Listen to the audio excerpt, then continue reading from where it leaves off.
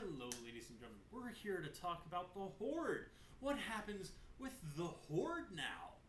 Right? Because we already covered the Alliance, but what about the Horde in World of Warcraft Battle for Azeroth?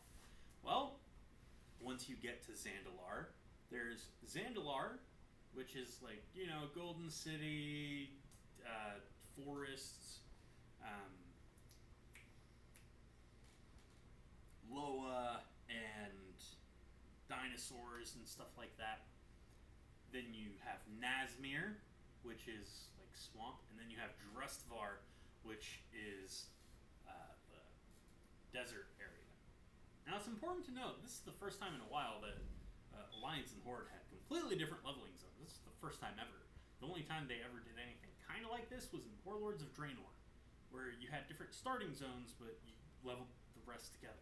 So, anyways, in Zandalar, you're uncovering a plot to kill the king, right?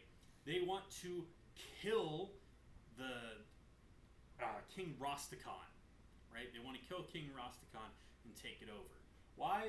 Well, it's most of the members of the council. One of which you end up helping, named Gasma, who's empowered by a spider Loa. And you don't really want to help her because she plans on killing other Loa. And what happens is King Rosticon gets stabbed and almost killed. But you save his body. You bring him out. He's like, oh, it's okay, Rosticon. You won't die. And you talk to the Loa of Death, Bwansandi, who is one of my favorite characters. If you die anywhere in Zandalar, he's there when you die, and he makes some kind of like smart aleck comment. I love it. And so you have to do a few things for him to save Rosticon. And then, you gather all these Loa up, and you're like, we're going to take back everything. It's going to be a revolt. We're going to win. And what happens is Zul planned it. He's a prophet. He can see the future. So when Razan, the Loa of Kings, comes charging in, he's like, I'll kill you. It's like, oh, you're so wise. Ooh. It's like, oh, I'll kill you. They kill him, and then they raise him as an undead Loa. And that's really bad because Rosticon relied on him to draw power. And so did the Princess Talanji. So what can they do? Well, Rosticon makes a deal. He makes a deal with a Loa called Bwansandi. You see, the Loa operate in a very unique way in that their power is reliant on how many worshippers they have. It's actually been confirmed recently through a book that a Loa can be killed by getting rid of most, if not all, of their followers. So Rosticon made a deal. He bound his bloodline, including his princess, to Bwansandi, so that he would always be the Loa of Kings. So, Bwansandi agreed with that deal. And they planned on making a counter-strike. But that can't happen yet. No. You see, we also have Nazmir. And Nazmir deals with the blood trolls. And it's hard to figure out what the blood trolls are, but this kind of has a tie into Zul and how he's so powerful now. You see, in Nazmir is another Titan facility. This Titan facility holds something called the Great Seal. Within that facility is an old god, but it's an artificial old god.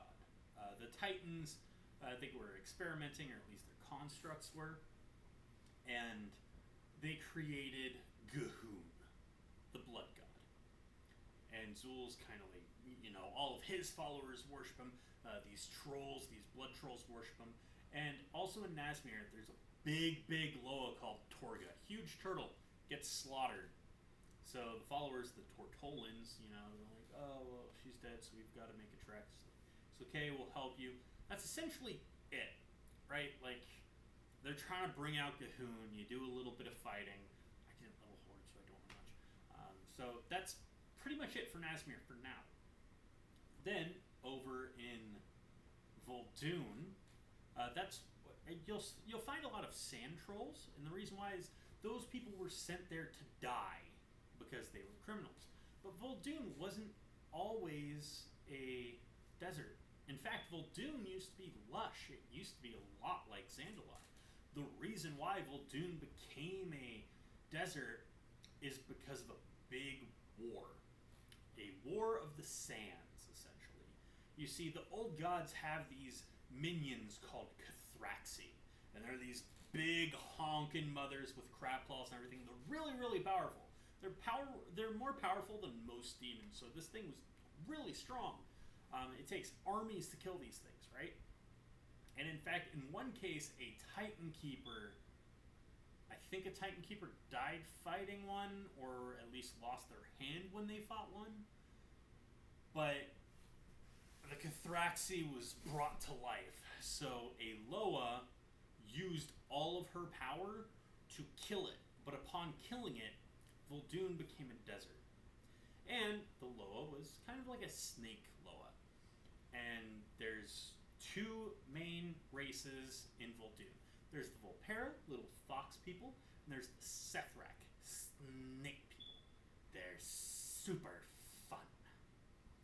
And you learn that what's happening is Zul has sent one of his people over, and they're like, hey, we need to break the Great Seal in order to get G'huun out. The only way to do that is to bring back this Cathraxi.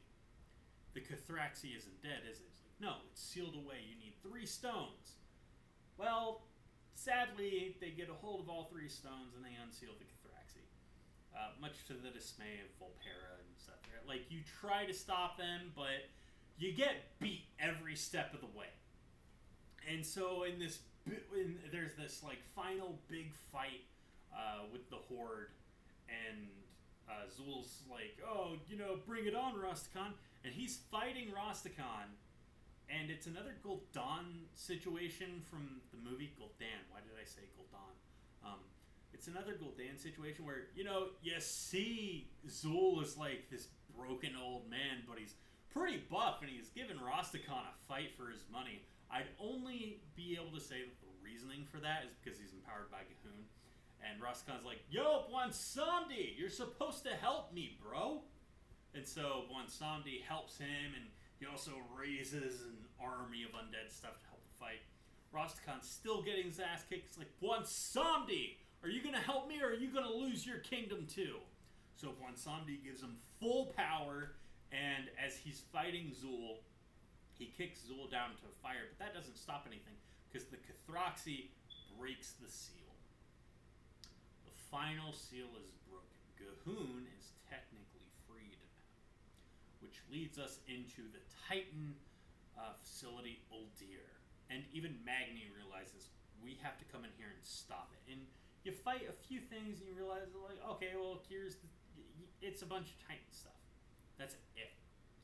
This is a lot smaller than the video on the Alliance, and that's because I don't know too much about the Horde area. Same thing with the war campaign. But this is good enough for now. We'll cover both war campaigns in the next video.